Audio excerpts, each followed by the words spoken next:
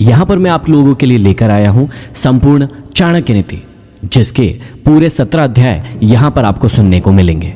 यदि आप अपने जीवन को बदलना चाहते हैं और चाहते हैं कि आपको कुछ ऐसे तरीके पता चले जिससे आप जीवन को बहुत ही अच्छे ढंग से जी सके, तो ये 17 अध्याय आप सभी के लिए बहुत ही महत्वपूर्ण हैं। तो चलिए इस चाणक्य नीति की शुरुआत करते हैं।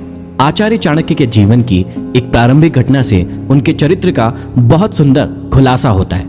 एक बार वे अपने शिष्यों के साथ तक्षशिला से मगध की ओर आ रहे थे।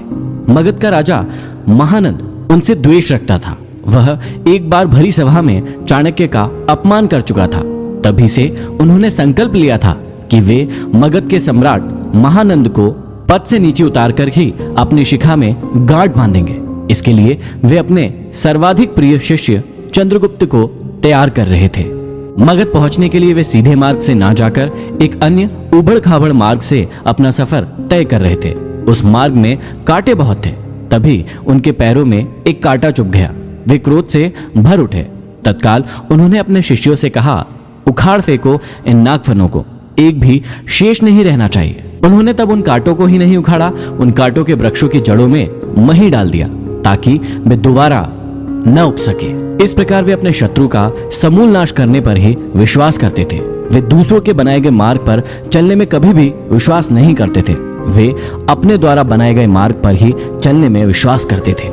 आशा करता हूं इन अध्यायों को सुनने के बाद आप भी अपनी जिंदगी में अपने मार्ग खुद तैयार करें, अपने ऊपर विश्वास करें और अपनी जिंदगी में आगे बढ़ें। तो चलिए प्रारंभ करते हैं। प्रथम अध्याय में श्री चाणक्य श्री विष्णु भगवान को नमन करते हुए समझाते हैं कि राजनीति में कभी कभी कुछ कर्म ऐसे दिखाई पड़ते हैं जिन्हें देखकर सोचना पड़ता है कि यह उचित हुआ या अनुचित, परंतु जिस अनीतिकारी से भी जन कल्याण होता हो अथवा धर्म का पक्ष प्रबल होता हो तो उस अनैतिक कार्य को भी नीति सम्मत ही माना जाएगा। उदाहरण के रूप में महाभारत के युद्ध में युधिष्ठिर द्वारा अश्वत्थामा की मृत्यु का उद्घोष करना यद्यपि नीति विरुद्ध था, पर नीति कुशल योगीराज कृष्ण ने इसे उचित माना था, क्योंकि वे गुरु द्रोणाचार्य के विकट संहार से अपनी सेना को बचाना चाहते थे। आगे चाणक्य समझाते हैं कि मूर्ख छात्रों को पढ़ाने से, दुष्ट स्त्री के पालन पोषण से और दुखियों के साथ संबंध रखने से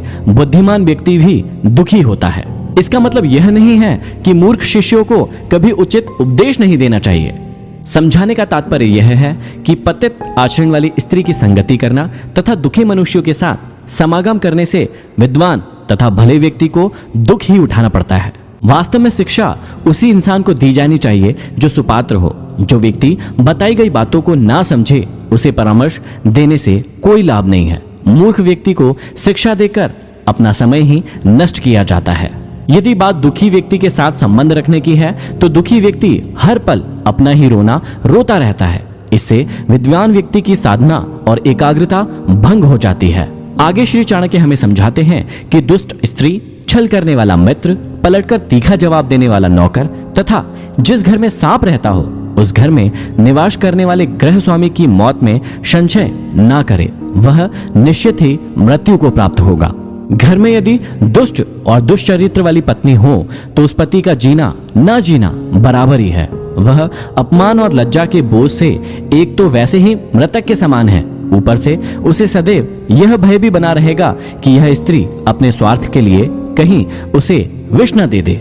दूसरा, यदि उस गृहस्वामी का मित्र भी दगाबाज हो, धोखा देने वाला हो, तो ऐसा मित्र आस्तीन का सांप होता है। वह कभी भी अपने स्वार्थ के लिए उस गृहस्वामी को ऐसी स्थिति में डाल सकता है जिससे उबरना उसकी सामर्थ्य से बाहर की बात होती है।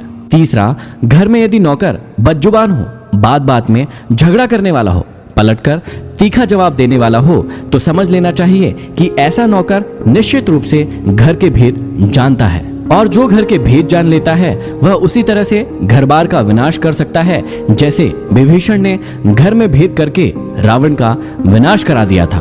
तभी मुहावरा भी बना, घर का भेदी लंका ढाए।